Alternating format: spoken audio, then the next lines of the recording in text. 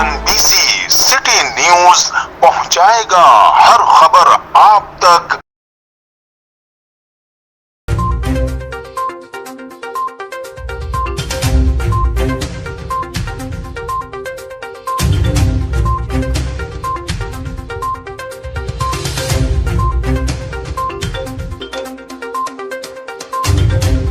थाना सरजानी टाउन के हदूद सेक्टर 5D में बुजुर्ग खातून पर बदतरीन तशद्दुद।